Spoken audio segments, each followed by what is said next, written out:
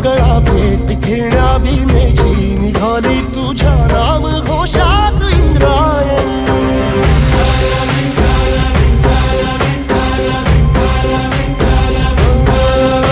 भिडे आसमंती ध्वजा वैष्णवांची उभी पंढरी आज नानावली.